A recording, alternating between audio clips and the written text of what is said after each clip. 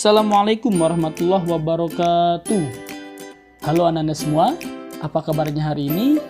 Semoga kita semua selalu dalam keadaan sehat walafiat. Amin ya Allah ya Rabbal Alamin. Bertemu lagi bersama Bapak pada mata pelajaran Pendidikan Agama Islam dan Budi Pekerti. Pada hari ini, insya Allah kita akan belajar materi tentang iman kepada hari akhir.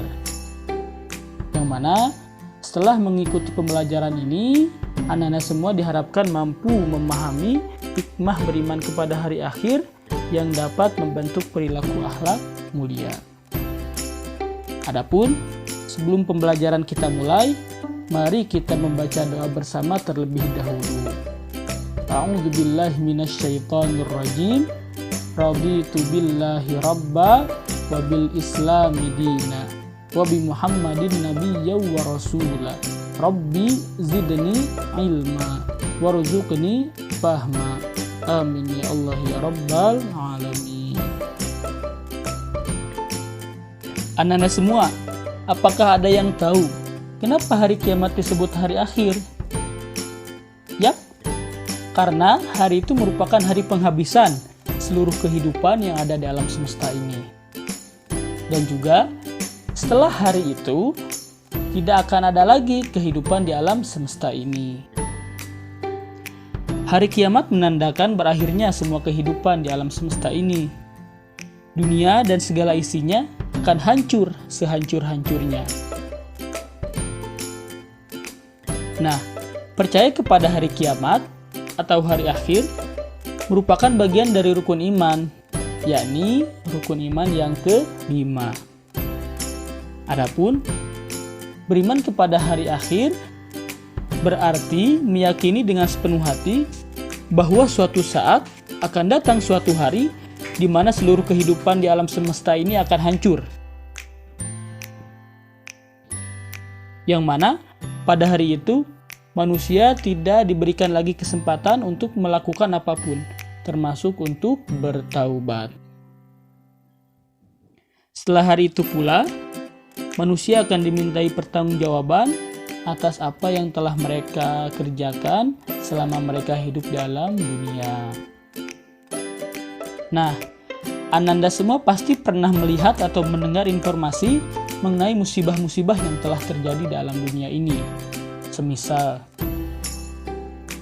banjir, tanah longsor, gunung meletus, dan bencana alam lainnya.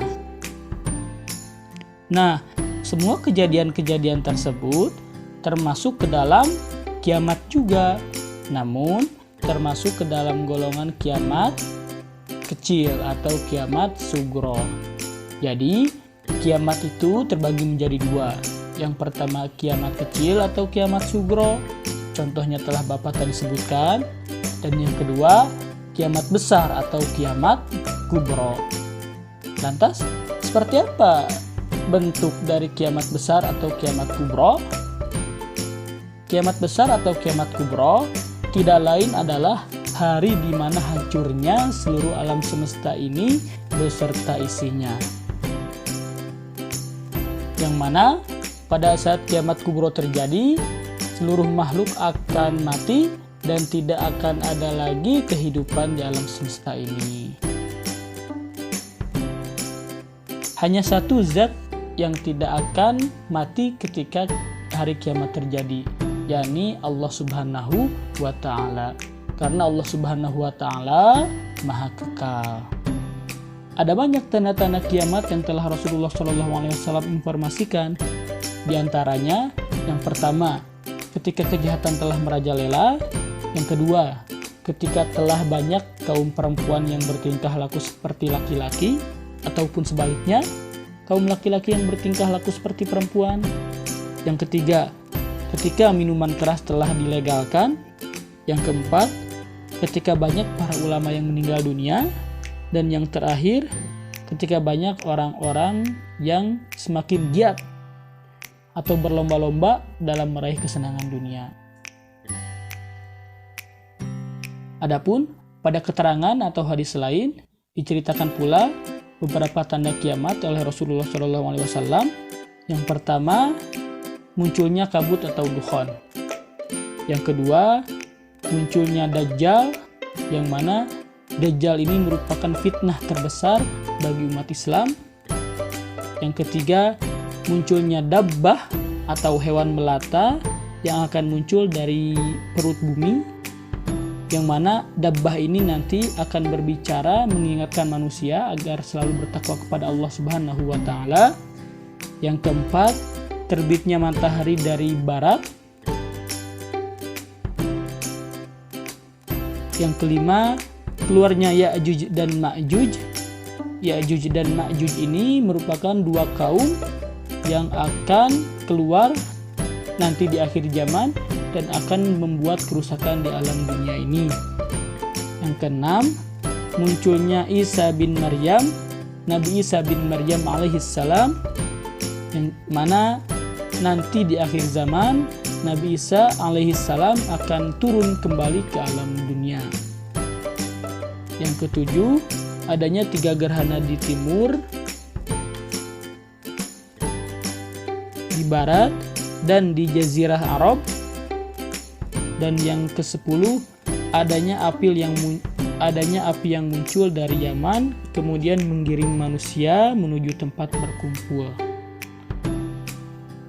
Masya Allah, ketika kita nanti telah melihat beberapa tanda yang telah tadi diceritakan, maka selaku orang yang beriman, kita harus semakin bersiap-siap untuk menghadapi hari di mana ketika alam dunia dan seisinya akan hancur.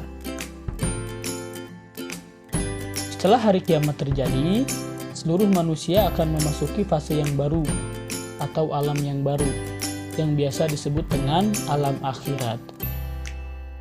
Pada alam akhirat, kita akan melalui beberapa fase, di mana setiap fasenya itu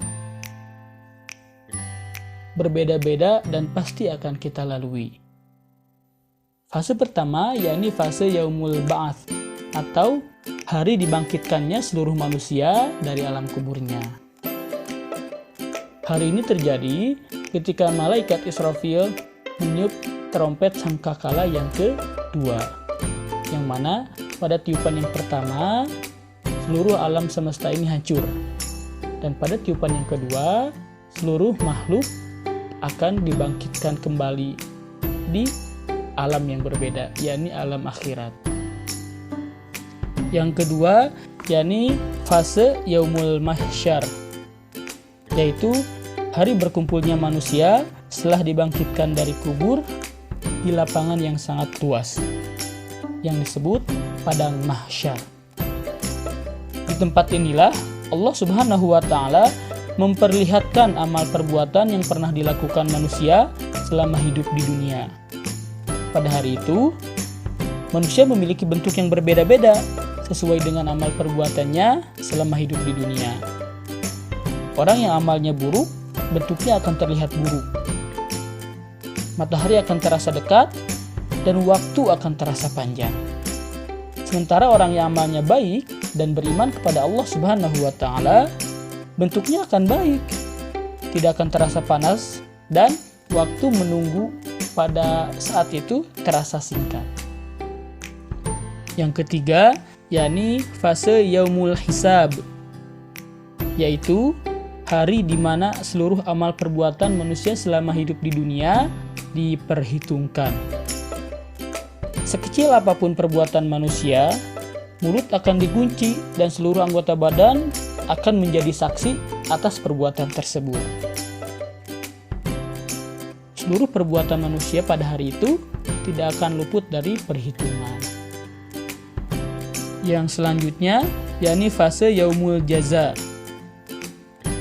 yaitu hari pembalasan semua amal yang pernah dilakukan oleh manusia selama hidup di dunia. Bagi orang yang amalnya baik, balasannya pasti surga dengan segala kenikmatan yang ada di dalamnya. Sementara bagi orang kafir dan orang yang amalnya buruk, balasannya adalah neraka yang apinya menyala-nyala. Na'udzubillahi min dzalik. Dan yang terakhir yakni fase Yaumul Mizan, yaitu hari ditimbangnya seluruh amal perbuatan manusia selama hidup di dunia. Barang siapa yang timbangan amalnya baik atau timbangan amal kebaikannya lebih berat, maka balasannya adalah surga. Begitupun sebaliknya, jika timbangan amal keburukannya lebih berat, maka nerakalah balasannya. Na'udzubillahi min dzalik. Adapun hikmah beriman kepada hari akhir atau hari kiamat, diantaranya yang pertama, mendorong manusia untuk lebih tekun dalam beribadah, karena seperti yang kita ketahui bersama bahwasanya hari kiamat itu tidak ada yang tahu kapan akan terjadi. Hanya Allah saja yang tahu kiamat akan terjadi kapan. Nah, selaku seorang muslim yang meyakini akan datangnya hari kiamat tersebut, sudah tentu kita harus meningkatkan peribadahan kita, baik itu sholat atau yang lainnya yang berhubungan dengan amal kebaikan. Yang kedua, mendorong manusia untuk lebih banyak berbuat kebaikan.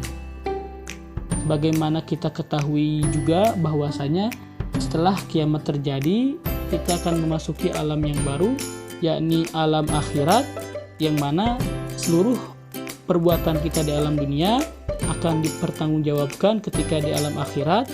Oleh karenanya, sekarang ketika kita hidup di dunia harus banyak berbuat kebaikan. Yang ketiga, mendorong manusia untuk lebih berhati-hati supaya tidak melakukan kejahatan. Karena seluruh kejahatan yang telah kita lakukan di alam dunia ini semuanya akan mendapatkan balasan, dan hanya ada satu balasan bagi kejahatan atau amal buruk yang kita lakukan, yakni neraka jahanam. Na'udzubillahi min dzalik. Demikianlah pembelajaran kali ini.